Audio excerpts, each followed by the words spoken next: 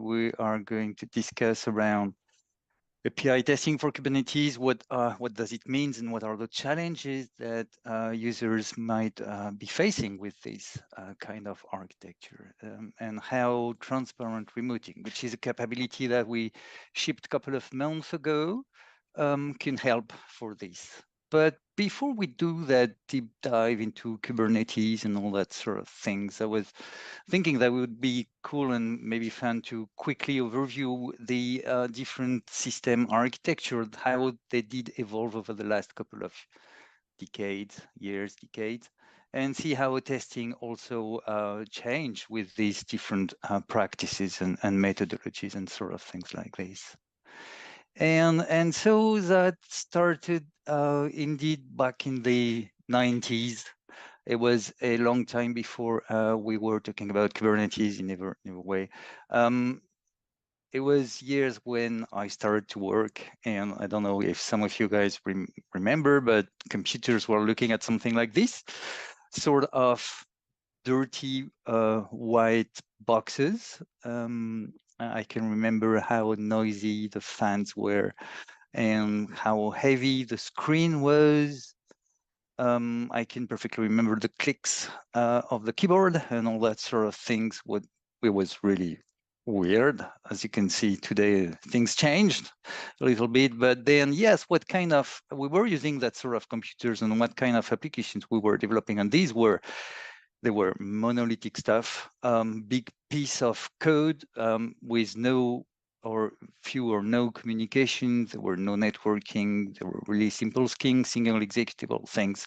We were not doing lots of things. Well, mainly, I think we were trying to replace that sort of little thing, which I don't even know the word. How is this called? A paper file or whatever, that's kind of things when you were going to the doctor, he was searching you in this, rolling the papers and saying, oh, I found you here. So yeah, we were trying to sort of automate these and providing queries for people, quick queries saying, I want to see those, and possibly making a little bit of statistics around those databases. But yeah, that's kind of things we were doing. So very basic things. And as things were basic, the tests were, well, you had to sit in front of that green screen machine or whatever and play with the menus, navigate with those menus and verify that you fill data, you retrieve data. Well, that's okay. It was really easy. Really easy, but actually not formalized. It was a little bit of chaos everywhere. There were no timeout. As I said, there was no network, no connection issues. There were nothing like this, and no lab management, no complex things. And then a little bit later came the notice with, early windowing systems giving really weird errors. People were getting maybe angry with their computers sometimes, from time to time. I think we all know this and we'll remember this. So yeah, that identified the time needed for a change in the system architectures. And we split those big monolithic applications into something which was much more modular. With shared component, we were able to reuse components, share components between teams. We were not starting everything from scratch from a project to another one. And to solve the issues we had with scalability, we were able to sit in front of two people in front of the same applications by those client-server architectures. That was probably early 2000, something like this. Machines start talking with internet in the middle. And yeah, that solved lots of issues, particularly around scalability and things like this.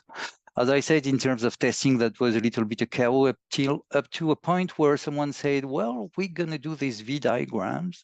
And that had first time where testing stages were clearly and formally identified in the life of the project.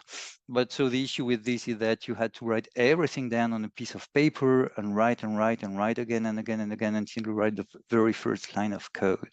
And when you did so, when you wrote your first line of code, you said, hey, that just can't work. It will not work this way because it was misdesigned, badly designed, or things like this. So you had to go back to the design stage, make change in the papers, and so on and so on.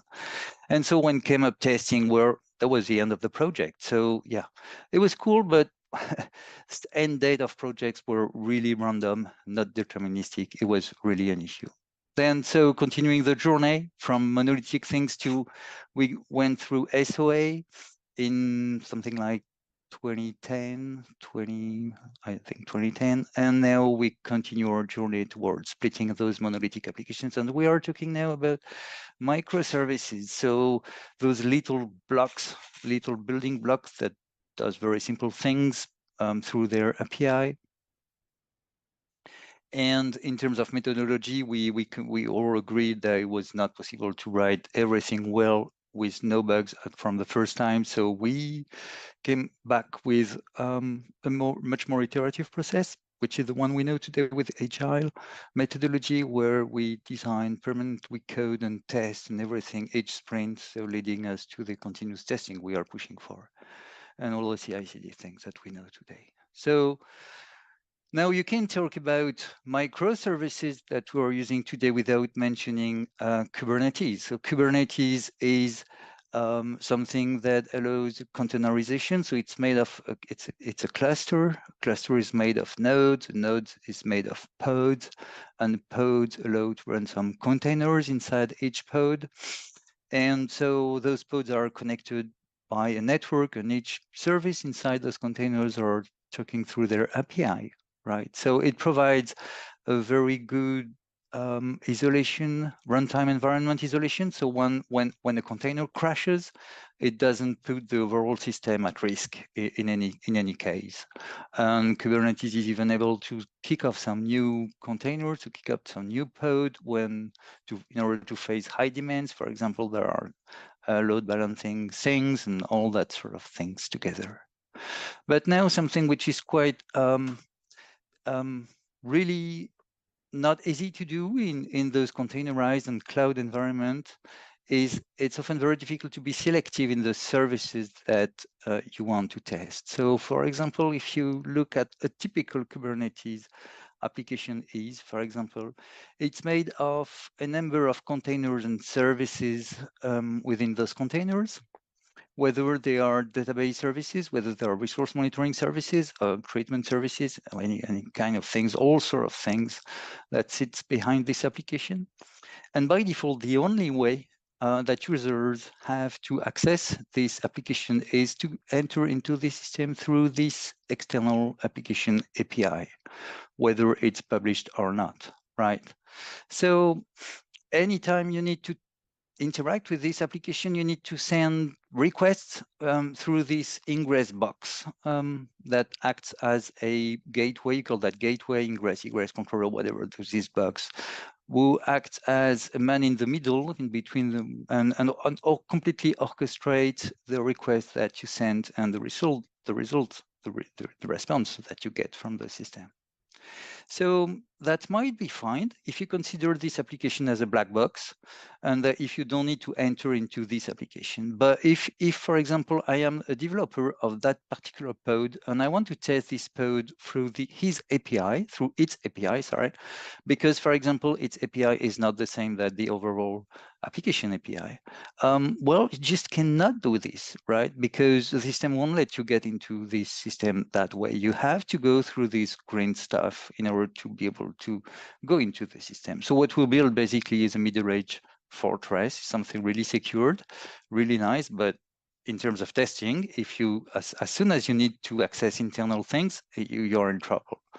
And what we're telling with the testing tool, so for example, HL1 test, but it's true for any other testing tool, that when you have an application like this, you can have a UI test that with what you automate filling data into a form and clicking on submit on that data, and then it gets propagated into the system, and probably something is written in the database. And what we recommend is that you then write an API test, connect to this database and make sure that the data that should have been written has actually been written, right?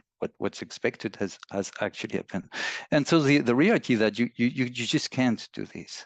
And this is where transparent remoting depass that. So transparent remoting is a capability that is included in HCL1 test, allows users to provide the Kubernetes configuration to one test API such that now it can get connected with any individual box inside that system.